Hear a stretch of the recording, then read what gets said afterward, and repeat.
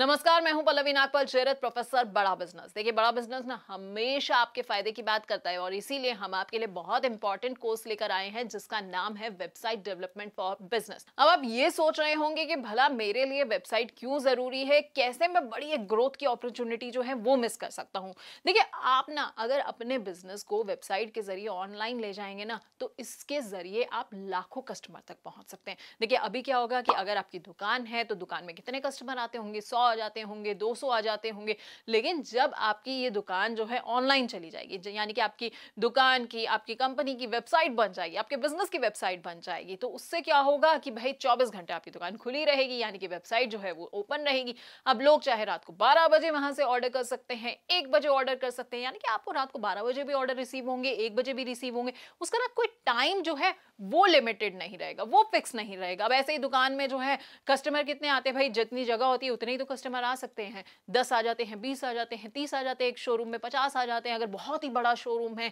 लेकिन वेबसाइट की तो ऐसी कोई लिमिट नहीं है, जितने मर्जी लोग चाहें उस वेबसाइट को एक्सेस कर सकते हैं और आपकी वेबसाइट से सामान जो है ऑर्डर कर सकते हैं, यानी कि अनलिमिटेड नंबर ऑफ कस्टमर्स जो है वो आपके बिजनेस में आ सकते हैं। इससे ना आपके पैसे की भी काफी बचत होगी, क्योंकि आपको मेंटेन भी तो नहीं करना कुछ भी, सिर्फ आपको वेबसाइट मेंटेन करनी है, गोडाउन बनाना है। लेकिन अगर आप दुकान लेते हैं तो दुकान को आपको प्राइम लोकेशन में बनाना होता है, ऐसी जगह पे बनाना होता है, फिर उसके रखरखाव के ख्याल जो है आपको रखना होता है। यहाँ पर आपको क्या करना है, अपने वेबसाइट का रखरखाव का ख्याल रखना है और गोडाउन एक अच्छा सा लेना है, सामान रखना है, स्टॉक को जो है वो लोगों तक डिलीवर कराना है, तो कहीं ना कहीं खर्चा जो होता है वो भी कम हो जाता है। तो देखा आपने कि वेबसाइट के जरिए बिजनेस को आगे बढ़ाना कितना आसान होता है और ये बहुत ज्यादा एक्सपेंसिव नहीं है। आप गूगल पे जा सकते हैं, GoDaddy पर जा सकते हैं, इन जैसी कंपनीज जो है ना वो बहुत ही कम खर्चे में ना आपकी कंपनी के लिए ना एक अच्छी से वेबसाइट जो है वो डिजाइन भी कर देती है। अब आप सोचेंगे कि अगर मुझे वेबसाइट डिजाइन करानी है तो मैं कहां जाऊं, किससे करूं, कैसे करूं,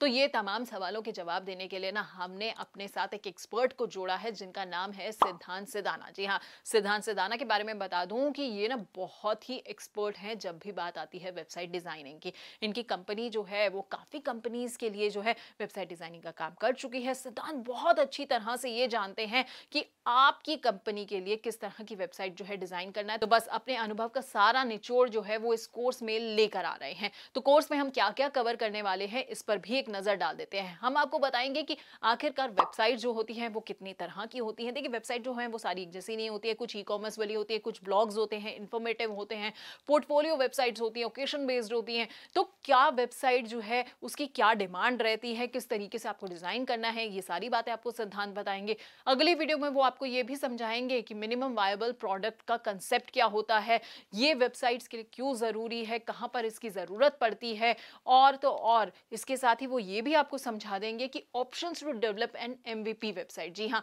जैसे कि वर्डप्रेस हो गया, विक्स हो गया, GoDaddy वेबसाइट हो गया, ये तमाम चीजों का आप इस्तेमाल करके कैसे आप एक जो वेबसाइट है अच्छी से बिल्ड कर सकते हैं। देखिए, जब भी हम एक वेबसाइट डिजाइन करते हैं ना तो कुछ चीजों का हमें ख्याल रखना होता है, कुछ हाइजीन फैक्टर्स होते हैं, जैसे बेसिक कंसेप्ट जो है वो बिजनेस का एकदम क्लियर होना चाहिए।